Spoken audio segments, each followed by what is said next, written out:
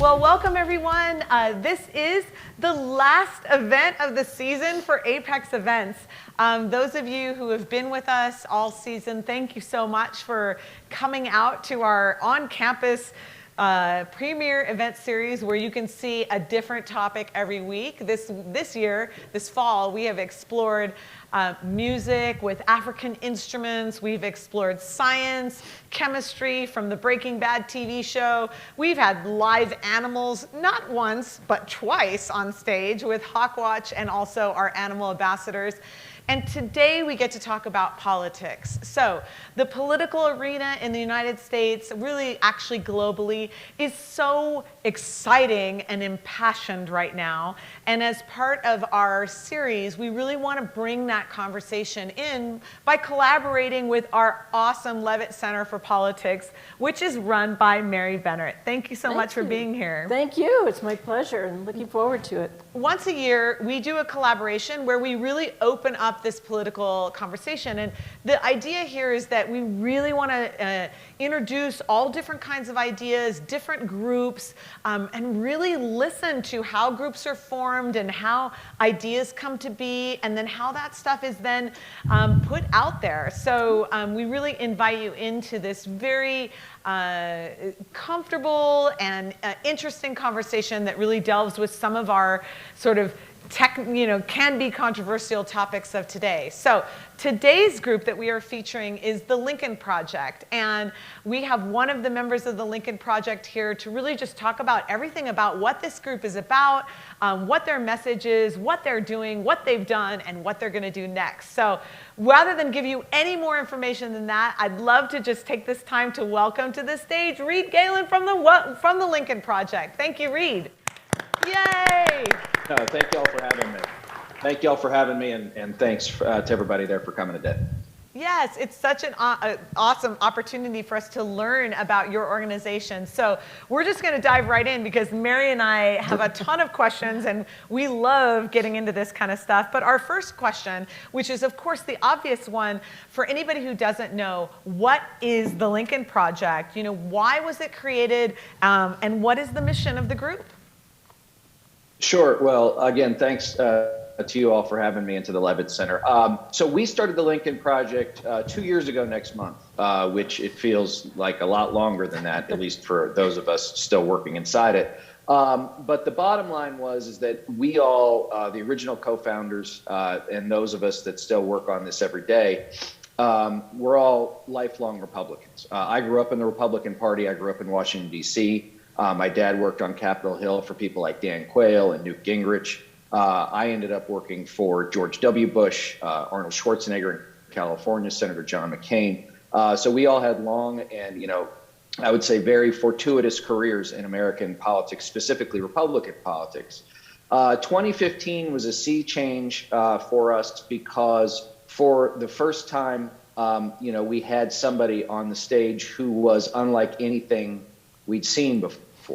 Remember that this feels like a long time ago now, but remember that in 2012, now Senator Mitt Romney was the Republican nominee. Right. The idea that you would go from a Mitt Romney to a Donald Trump in 4 years is nothing short of, I think, tectonic.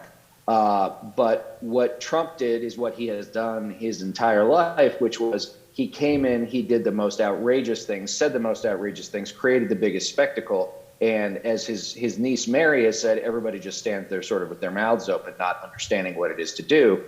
But he did tap into a very rich vein within the Republican Party that was sort of upset with everybody.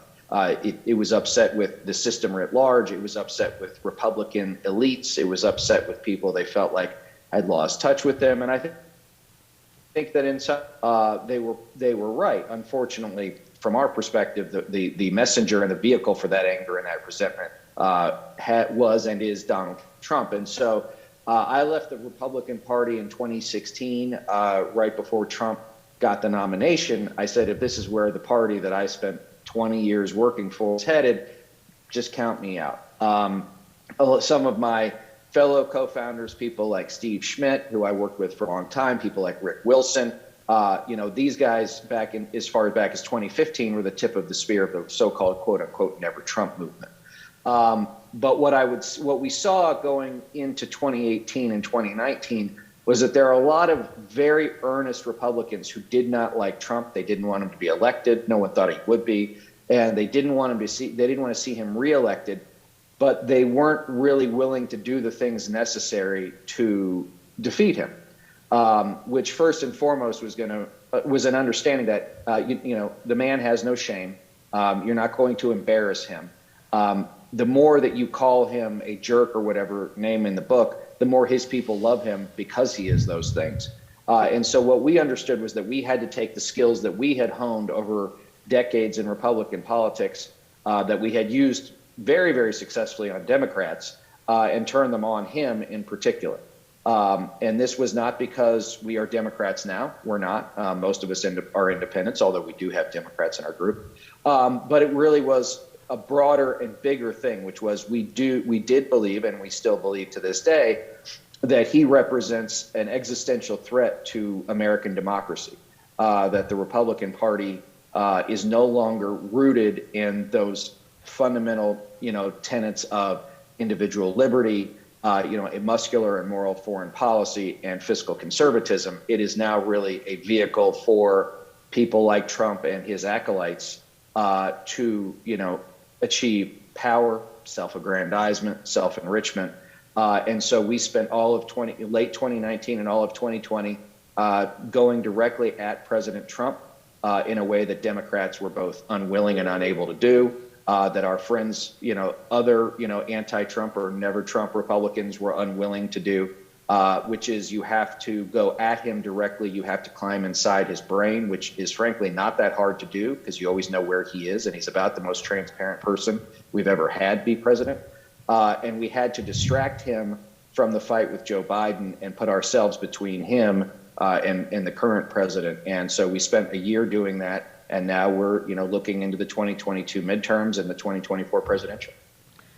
Great. And a follow-up question to that a little bit, we were talking about the group and the professional experience that's in the organization. And maybe you could talk a little bit about, who is, you mentioned some of your cohorts in there, and there was a great 60-minute spot on you guys that said that within you have 200 years of Republican Party activism in your group. I wonder if you might talk about sort of the professional experience of the people in your organization. Sure. I mean, look, we've all been extraordinarily lucky to work at the highest levels of American politics. As I said, I worked for George W. Bush starting when I was in college in Austin, Texas, when he was a governor.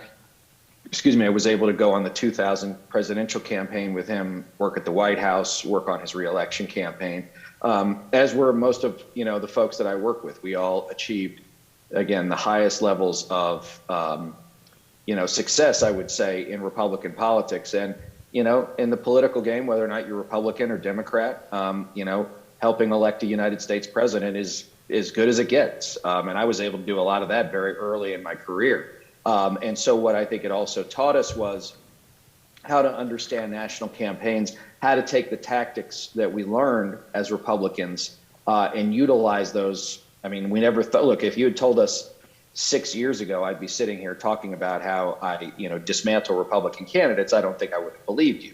But what we understand is that the other part of being a young Republican operative, this is probably more so today, but it was always true, was you have to win. Winning a campaign is really the only thing that matters, because ultimately, if you don't win, you can't govern, you can't legislate, you can't do whatever it is you want to do, hopefully in service of your constituents, whether or not that's in a legislative district or the American people writ large. And so that's what we do. We take the things that we learn, we take that ethos, we take our willingness and ability to fight and apply that to people who, from our perspective, have moved the center line of the Republican Party far, far further to the right and even outside the mainstream than I ever thought would have been possible.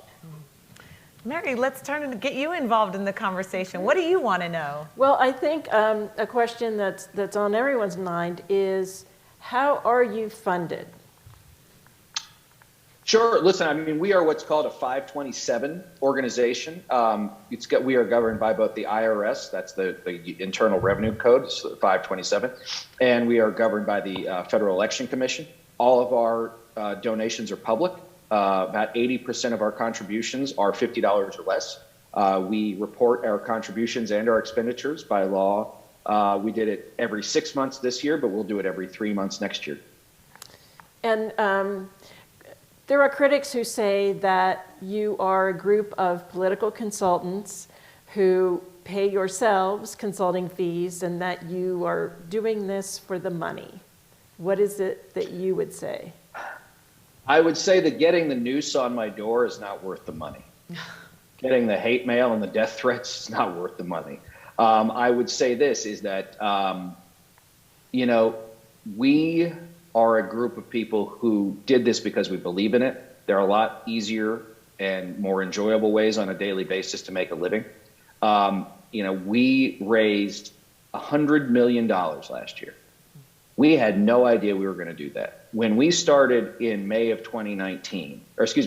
of 2019, if you had told us that that's what we would raise and the ability that we'd have to impact different things in the race, like none of us would have believed you. In fact, between December 19th when we launched and the beginning of May, we were raising about $500,000 a month.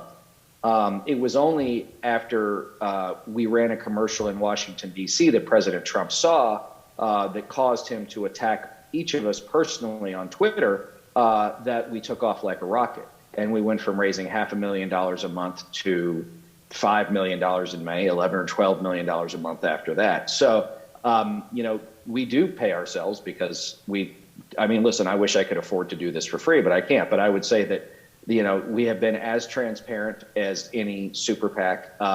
We will continue that transparency.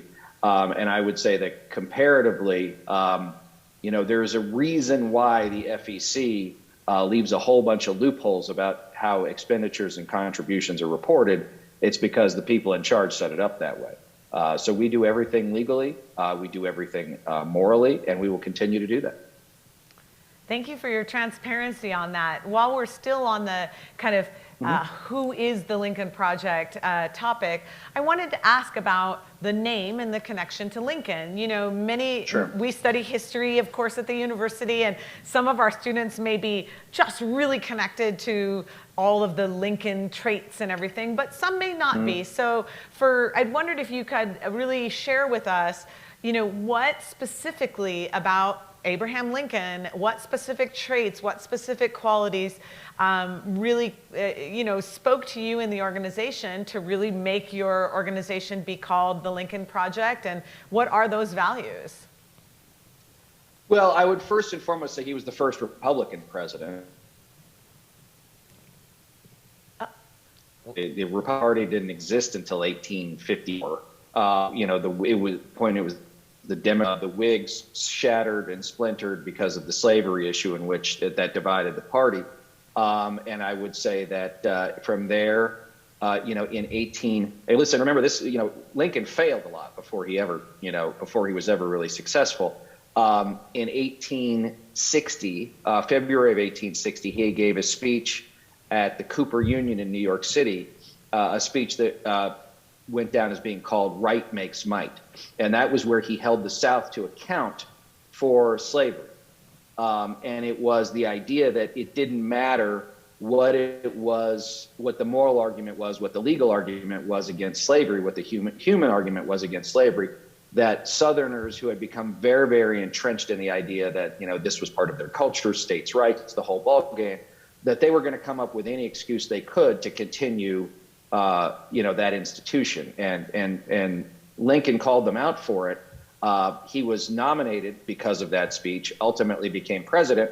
The Union splintered, the South seceded, and he spent the next 4 years understanding that, he never called the South, the Confederacy, he said it was an insurrection. These people had no right to leave the Union. There's no mechanism by which they could leave the Union. And his job was to restore the Union, which he did. And unfortunately, in the process, cost the lives of 700,000 Americans. But we also saw that, he had a very clear insight on what was right, what was wrong, but was also practical, right? He was not a fire-breathing abolitionist, much the chagrin of many Northern abolitionists. He understood that he had to play a very delicate game with, not only his northern states who were supplying the money, the munitions, the men, but a lot of those border states like Kentucky and Maryland, where, he didn't want them to go over to the other side. And, the last thing in the world I think he wanted to do was send anybody, any young man into battle knowing that there was a good chance he would be maimed or killed. But he also had the perseverance to see it through because he understood that until and unless the Confederacy was defeated, slavery would not end and the Union would not be reunited. Unfortunately, he was killed before he could see through his vision, and we're still dealing with the repercussions of the loss of both Lincoln and the lack of finality to the Civil War to this very day. Mm. And then, Mary, I know you had paid quite close attention to the speech and the building of home. Maybe you wanted to ask about that? I do. So I watched the speeches of your full group of founders at the Cooper Union, which were delivered on the 160th anniversary of the Right Makes Might speech. Right. Your remarks, you talked about building a home and including different types of people in that home. And so I wondered what your vision is regarding that and what you meant. So, I mean, if you look at, I would say this, probably 90% of the political noise, rage, speakers turned up to 11 is produced by about 15 or 20% of the people that actually care about these things, and you could say it's 50-50 if you want. Most Americans, whether or not they're here in Utah or wherever, just trying to go on about their lives, right? They got jobs to do, they got kids to raise, they got parents to look after, whatever the case might be, they're trying to do that. I think a lot of people, whether or not they've been lifelong Republicans, lifelong Democrats, the soaring number of independents, don't feel like either party adequately represents them at this point, because as the parties have required purity tests of themselves, they have started to demand purity tests of people that would consider themselves their voters as well. And as you all know, every human being, all 7 billion of us or whatever it is on this planet, are individuals. We could be grouped into different classes, whether or not that's demographically, economically, ideologically, spiritually, whatever the case might be. But no one is 100% on every issue with everyone all the time. It's just an impossibility. What we wanted to do with the Lincoln Project was to tell Republicans, specifically Republicans that have felt the way we did, we understand you don't like the party you were part of. We understand you're not Democrats either. But what we're asking you to do is join us in this time, right? And we would ask the same of independents or Democrats as well, and say, in this time, come with us, join with us, lock arms with us. We may not be a political home. Think of us more as like a political Airbnb, right? Like you don't have to stay forever. Stay long enough to make a difference. Then, if you want to go back to your own home, you want to go to a new home, that's fine. But the idea is that I would say that the majority of American voters are probably dissatisfied with their choices, not only, again, of their own party, but of the opposition party. And so what we see is this race to the bottom where it is, who's the person I dislike the least? Not, is there somebody that I believe actually, wants to serve, isn't beholden to a greater interest, isn't an extremist in some way, someone who, frankly, I can say, I elected this person to go do their job, and I don't have to think about it. Well, political Airbnb is fantastic. Like, that's a great phrase. I absolutely love it. That's kind of an interesting thing to sort of segue us to our next thing, our next kind of group, our topic, which is about your ads and about yourself, your success in that way. And the reason I say the Airbnb is a good transition is because there are a lot of groups with a lot of different ideas and a lot of different political action, concepts and things like that. But you have garnered incredible success and really gained a lot of attention. And one of the main resources through which people have found you is through your political ads. So I would love to kind of transition to a conversation about the ads, and we have a couple to show. But can you talk to just sort of set the stage about where that sits in your organization? I know you have something like over 500 of them. So can you talk about that as your sort of marketing arm and how that came to be what you decided on being a main sort of force in your organization? Sure. Well, look, I mean, we live in a visual time. We live in a visual time with a population, whether or not it's teenagers to elders who watch YouTube on their iPads, where everything is video, everything is on demand, everything is bite-sized chunks of something, because none of us, we all have collective ADD. And so look, political advertising has been around a long time, and television advertising in politics has really been around since about the 1950s with President Dwight Eisenhower.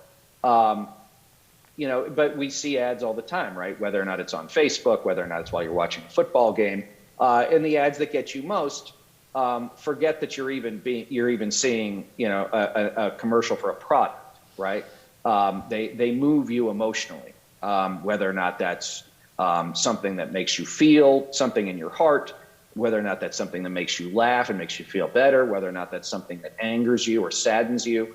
So I think the fundamental part of what we want to do is move people with emotion. Politics is an emotional endeavor, as are most things. You make a choice based on how you feel about something, and then you build the case rationally in your head until you come to a given position. I would venture to say that there are a lot of folks, whether or not it's on the far left or the far right, who are highly emotionally charged on a daily basis, and you can see that the rationality of their arguments, falls a far second to the belief they have. Belief is a very powerful motivator, whether or not it's in politics or faith. And so I think that what we want to do is say, we don't do polling to figure out our ads. We don't do focus groups to figure out our ads. As much as I love sitting in a dark room eating peanut M&Ms and listening to 12 strangers to give me their opinion on something, they're not exactly the folks who are going to tell me what's going to get them in the gut. And so we understood that there is a way to move people through conviction, through assertion. And here's the other part too, is as far as our opponents are concerned, all of the things that we say about them, they say louder than we do. So we don't even have to make anything up. We don't have to exaggerate, which a lot of political, advertising often is accused of and is guilty of. You twisted this vote, you twisted that number. We didn't have to make up anything about Donald Trump, about what he said or did. We just displayed it in a way that made it very, very difficult for people to ignore, that made it imminently shareable, that made it perfect for social media. And what happened was we would drop an ad. It would get a lot of pickup on social media. We have, I think, between all of our different channels, 5 or 6 million followers. And then that would drive the earned media to pick it up. And, even as much as we think of earned media, the press is sort of old fashioned, they still have a hell of a lot of ability to move things on your behalf. That's what we call it, earned instead of paid. And then in certain places, we would put up paid advertising in a given district. But digital advertising is far more efficient and effective at this point than 60 seconds on, TV at 7 o'clock at night. And Mary, did you have questions about the audience? I know we had talked about thinking about, how are they looking at audience? Did you have a question about that or about the feel of things? Yes, I mean, I think your ads are provocative and probably intentionally so. And so who is your target audience for them? Well, it depends. He'll come back. We have had I'm sorry? Yeah, it just Am I froze. here? It just froze for a second. Okay. Go ahead. Oh, you know what? Hold on. I'm going to freeze for a second because I got to switch networks. Don't go anywhere. Okay. Okay. Well, we have a couple of ads that, as he's getting that situated, we have a couple of ads that we will be showing so everybody can see. The ads have been called brash and all of that, but let's get back to the audience. Reed is back with us. All right. Can you all see me? Okay, great. Yes. So the audience really depended on what we were trying to achieve. So in 2020, we had something called our audience of one strategy. The audience of one being President Donald Trump. Here's what you have to understand about the guy, whether you like him or not. He is a homebody. He doesn't like to travel. He doesn't have a lot of friends, right? He's not having people over for dinner a lot. I mean, he might have dinner at Mar-a-Lago or at Bedminster, right? But he doesn't have buddies, right? That's not the kind of guy. Maybe he has people he plays golf with, but the guy is a loner in many ways. He's always in the same place generally every night. Last year, not only because he doesn't like to be away from home, but also because we were in the depths of the pandemic, we knew he would be in the White House residence every night.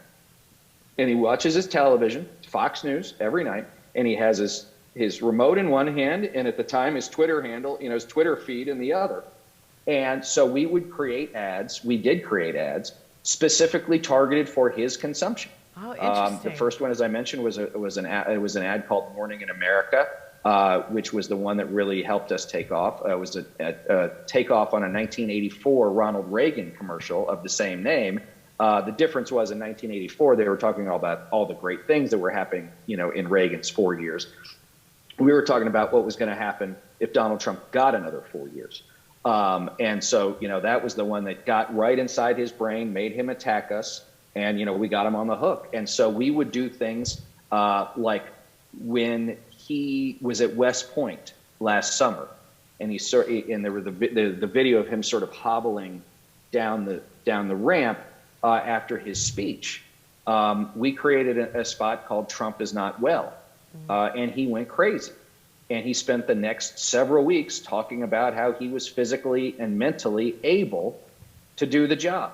Well, you know what he wasn't doing in that time? You know what his campaign wasn't doing in that time? Attacking Joe Biden for not being physically and mentally able to do the job. And so while some of them employed humor, some of them were provocative, as you said, some of them were dark, there was a strategic purpose to them, which was we wanted to cut off an angle of attack that Trump and his campaign would use against Biden. We did that on the age issue. We did that on the race issue. We did that on China.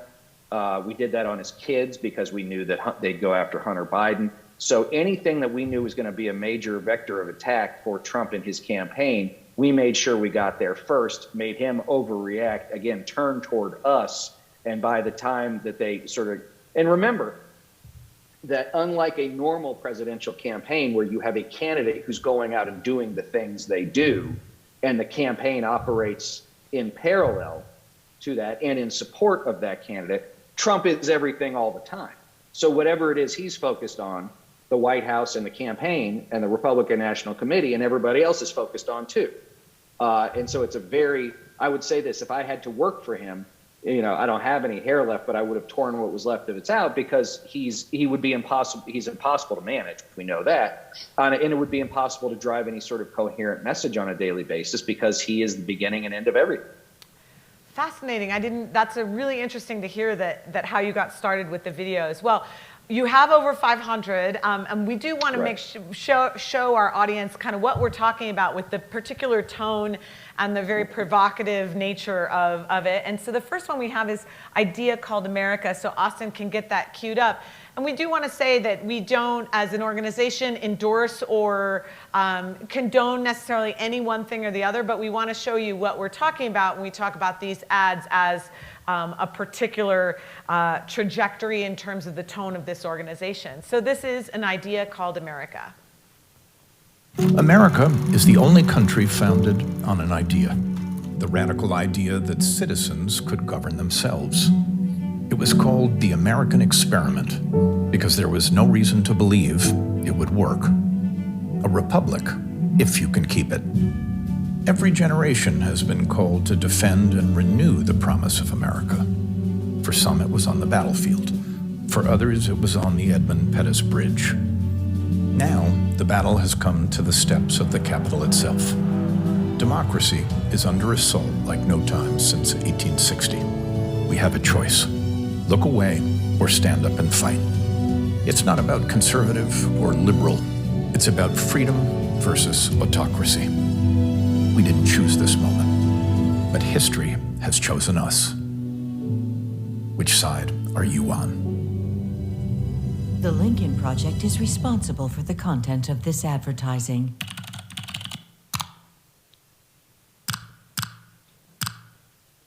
All right.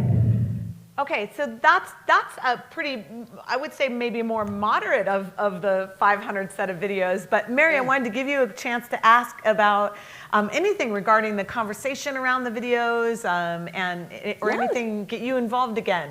So in this ad and in others, the project uses the terms authoritarianism and autocracy.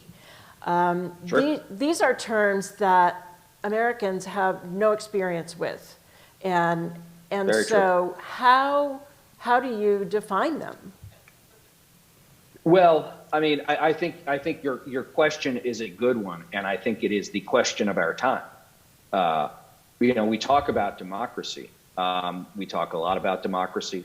I think a lot of people on television and opinion pages talk about democracy versus authoritarianism. But your point is well taken, which is in a country where we've never known anything differently, saying we need to fight for democracy, where people are like, well, yeah, but what does that mean? What does it mean to me? Authoritarianism, doesn't necessarily mean Hitler. But what it does mean is that there is one person or one group who makes all the decisions without the input of the supposed to be represented populace. And so what we're talking about is, unfortunately, and I say this with no joy, is that the Republican Party has ceased to be a pro-democracy party in a sense that we would know it, and is now in a place where rather than having mainstream members say, of course Donald Trump lost the 2020 election, and it's crazy to say otherwise, you have members of Congress, members of the United States Senate, candidates running for Congress or running for office specifically on the idea that 2020 was stolen because they want to curry favor with Trump. They want to curry favor with the leader, and they believe that without doing that they can't be successful.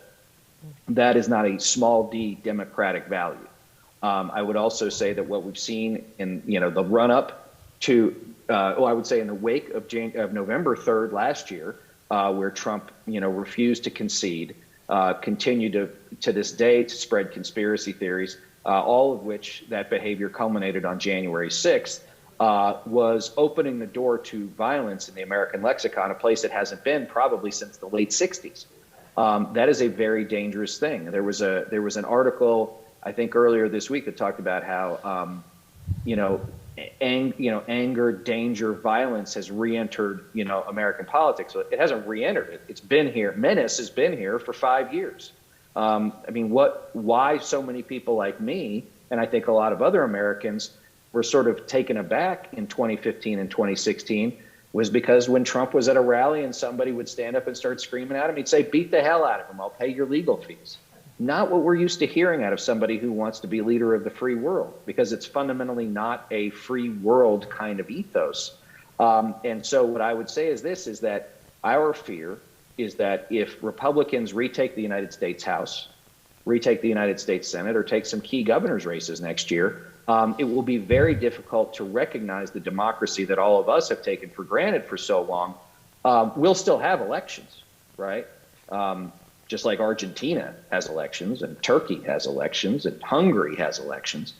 But in many cases, the winner will be an outright, a foregone conclusion, which it is here as well in many ways, because we have gerrymandering and sort of the kinds of voting rights and voting restrictions we've seen in places like Texas and Florida and Iowa and Georgia, which are all meant to divide voters, which are all meant to deter voters from participating. Look, nothing's saying you can't vote. They're just throwing up a whole bunch of roadblocks to try and make it more difficult. Because look, voter turnout in this country is not great to begin with, right? Next year we'll be lucky if we get to 50% turnout nationally in a midterm election. And so from our perspective, authoritarianism typically leads to autocracy because, again, only one group is in charge. That group starts to have complete and total political control, which leads to control of the media, which leads to control of the economy. And then it becomes an arbitrary thing where people wake up in the morning and say, I hope the leader or I hope the boss is happy today. You know, I hope they just leave me alone. Well, let me ask you this then.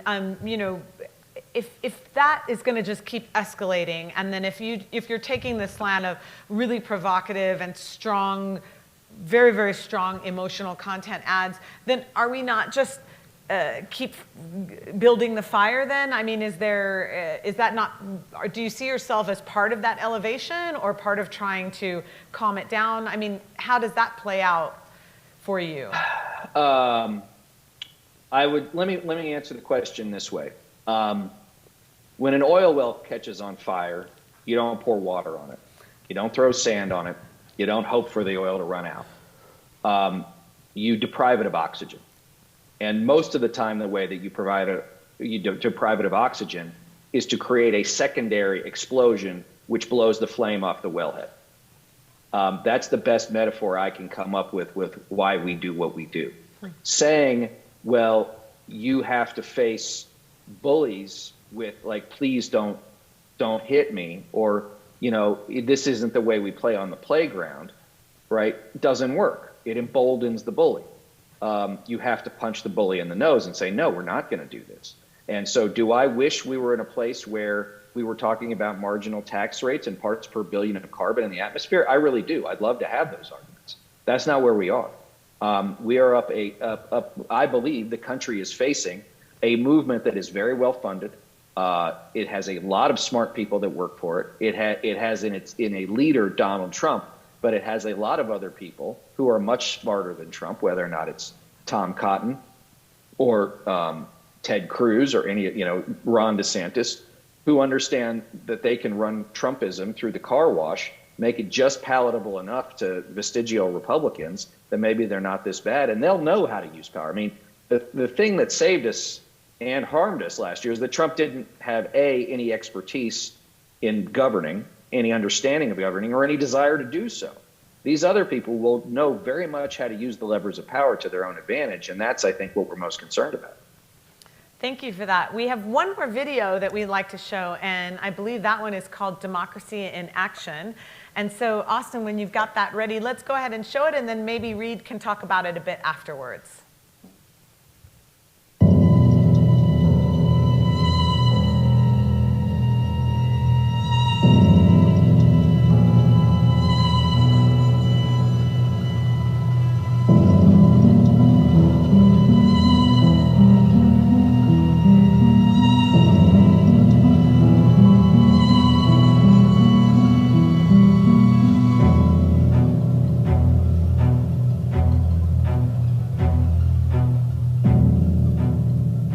Far-right extremist groups are planning to return to the nation's capital, this time to demand what they call justice for the hundreds of people charged in the January 6th attack. The ongoing threat to the United States Capitol is not hypothetical.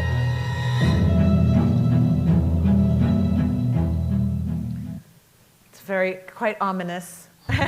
Reed, do you want to talk, is there any follow-up that you'd like to do about that particular video? Sure. I mean, I think, the video illustrates, I think we ran this. Can you see me? Yep, we're good. Okay. That video, I think, ran in September when there was supposed to be, a gathering of a whole bunch of, I think it was called Justice for J6, which is what the sort of 4chan, 8chan Facebook QAnon people now call the insurrectionists that stormed the Capitol last January. It petered out because I think a lot of folks were concerned that like the FBI was probably crawling around the place looking for folks who'd also been there on January 6th. I think some of the more organized group like the Proud Boys or others realized like they didn't want to be there, right? That was not going to be good for them. And I think there was a lot of folks who were like, January 6th, like it's all well and good to talk about this stuff on Facebook, but then like those people are going to prison, and I don't want to go to prison. So I think that reality did smack some of them in the face. But the data you saw there, I think, is the one that concerns us, which is 75% of Republicans now believe that democracy is under threat. About 49% of Democrats do. Okay, well, the concern there is not the number, although that's concerning.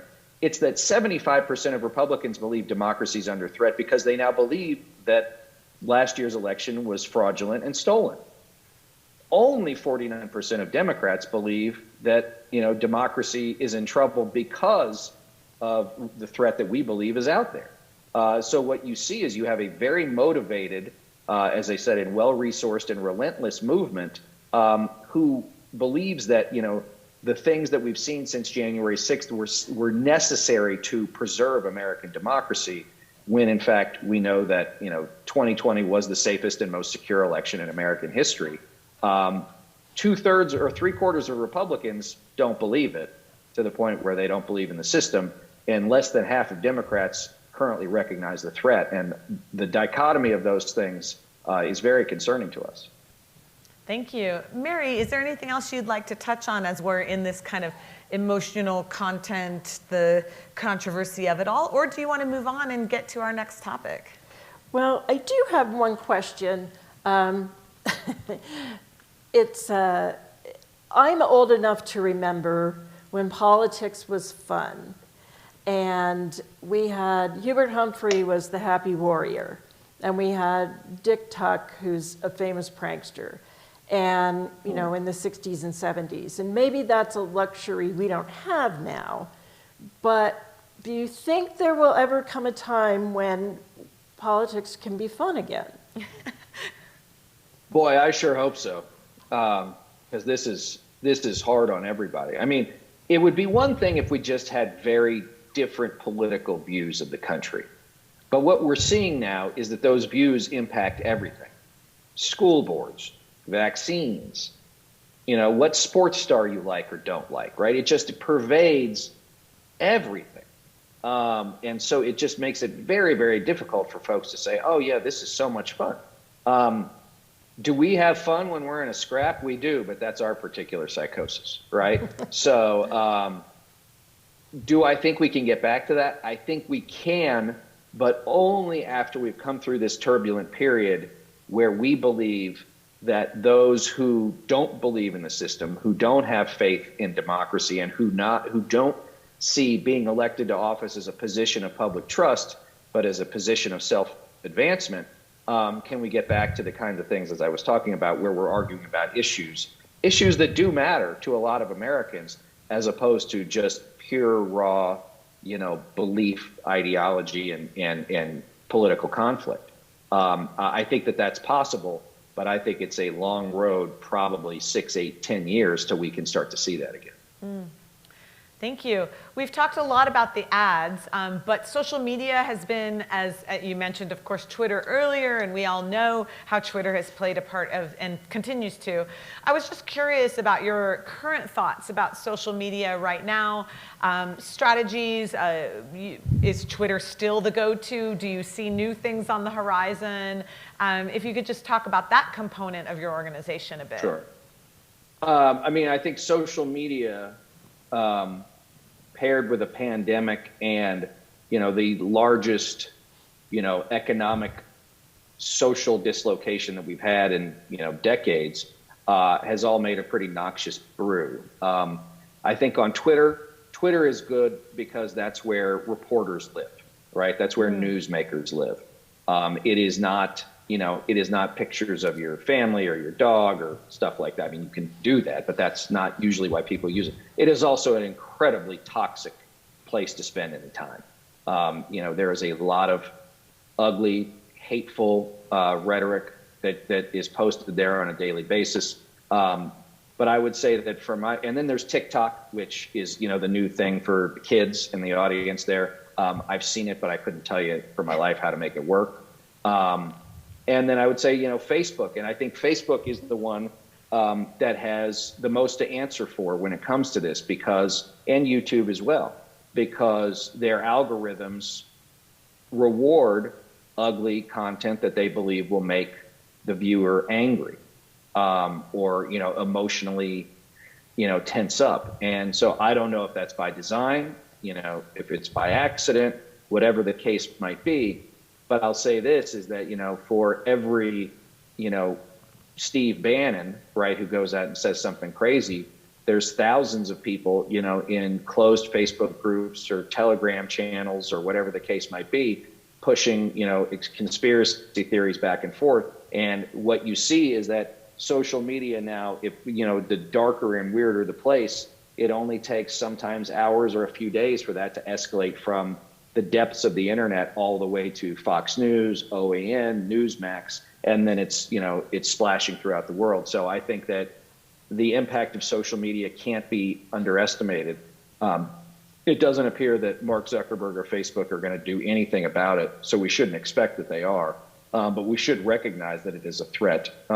It's bad for us. It's bad for our kids. It's bad for young women in particular. There was that study out that said Instagram is just terrifically awful for young women's body image, and that's the last thing in a hyper visual world as we're already living in. As the father of daughters, like, it scares the heck out of me.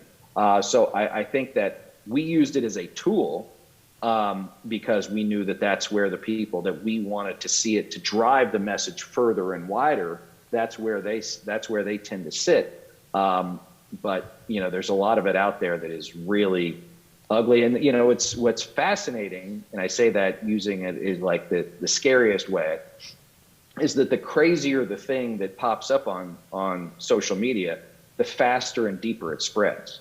If something's reasonable, people don't really dig it. If it's really banana phones crazy, it goes viral in a hurry.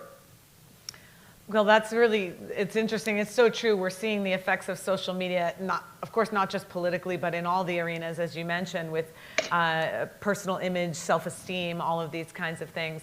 But in thinking about, the younger generation and how they're getting involved in politics, I know we want to kind of turn back to looking at the organization of the Lincoln Project and its makeup now and looking ahead towards the future.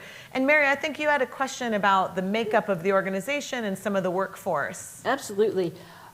I have one quick question before we get there, Absolutely. And that is, what is the age range of the audience that is most active and responsive to you? They tend to be Generation X and baby boomers at this point. At least it's what we've seen.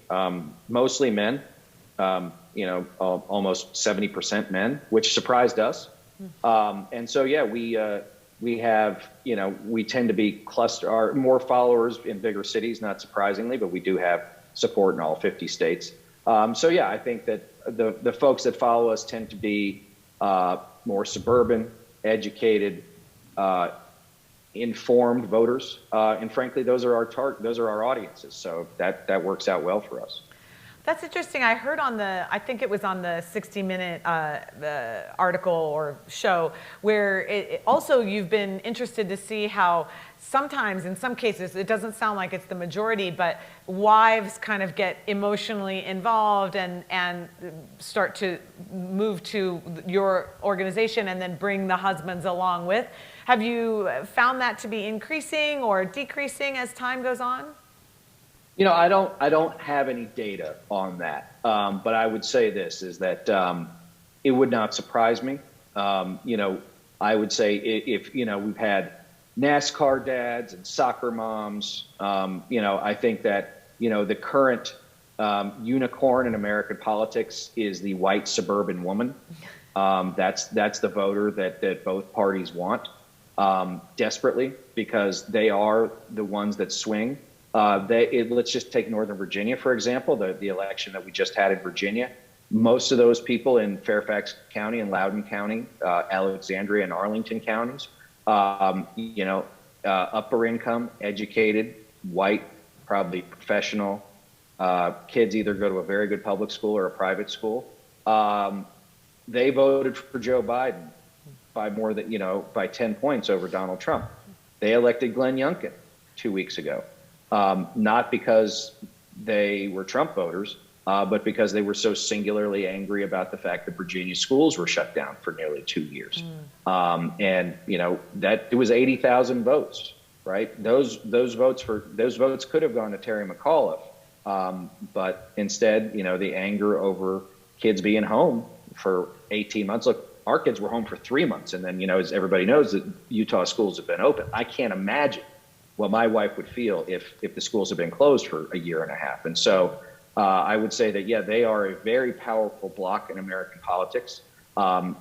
They are driven away by the Republican Party because of the repellent nature of a lot of things that Republican candidates say and do. But a lot of times they are not Democrats, if that makes sense. So they very much are on what we call the island, and they came over to us in 2020. We hope that they'll come back to us in 2022, but they can't be taken for granted by any stretch. Fascinating. Yeah. To your other question. Right. One of the things I read about the project is that you have a professional staff of roughly 40, and that you have a staff of interns of 60. And I wonder why so many interns, and what do they do for you? Well, that was last year. We now have a staff of 12 and no interns. But last year we had a staff of 70 and about 60 interns. Because again, we did not realize that we were going to, look, most super PACs are a very small group of people. They raise lots and lots of money. They make television commercials, and then they go home. That's what they do.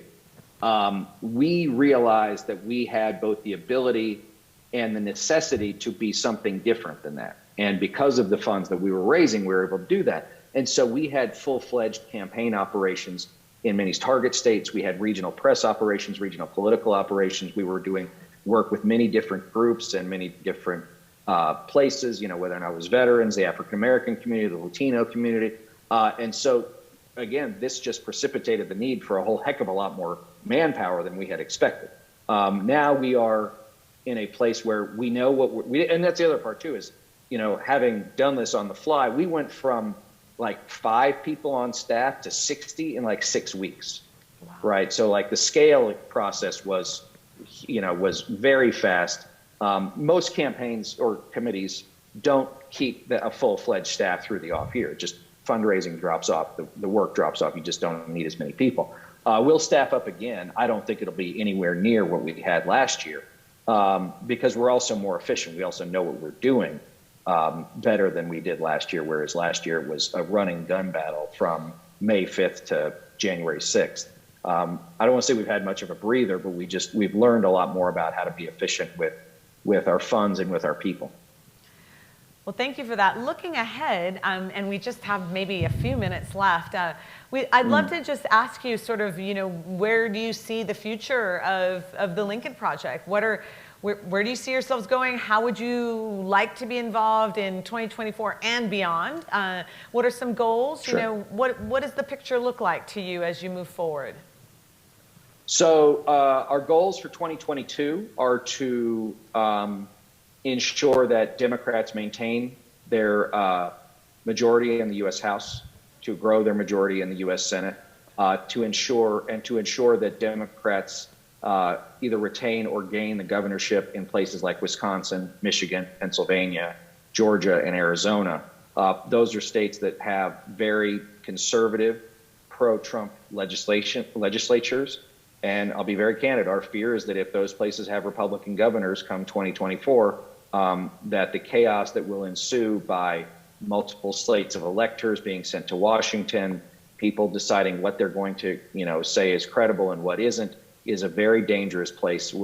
Chaos will ensue. And we like to think of maybe this Pandora's box of political turbulence being open, like we haven't yet seen what could happen if we have state legislatures and governors just deciding by fiat that one person won up over another. I think that if the Republicans take the U.S. House next year, Kevin McCarthy has already said that he's going to make Benghazi look like a picnic. And if you remember what a spectacle Benghazi was for so long, I fully expect that me and my partners will be hauled up in front of some congressional committee and be held to account for the work that we do. And then lastly, they will, derail the last 2 years of Joe Biden's presidency to weaken either him or whoever might run as the Democratic nominee. And then Donald Trump will run again. He will run again for president. He is the far away leader of every survey that shows him in the field with everybody else in single digits behind him. He also understands that there is no other position on the planet ever created by humanity that garners as much attention on a second-by-second basis than the presidency. And he loved that. And he hates the fact that he sits in a bridal suite in Mar-a-Lago and watches television today. And so I would say that is what we look forward to. If he does run in 2024, we will gear up 100% again to defeat him because we've seen what happened with him for 4 years in office. We can't afford another 4 years of it. And when that's done, I hope to go raise goats or something. So. Well, that last part sounds good. I would like to put my metaphorical weapons down and go be a farmer or something. So. Well, you've been very generous with your time. Mary, do you have any last questions that you want to get in? I do not. I think it's just been incredibly enlightening to have you, and we appreciate it. No, listen, Lynn, thank you so much for having me, and thanks to everybody there in the crowd. I appreciate y'all's willingness to hear me talk. I know that, as you all mentioned, that sometimes politics can get people pretty superheated in a hurry, and I hope that even if you don't agree with us, you at least gave us a listen.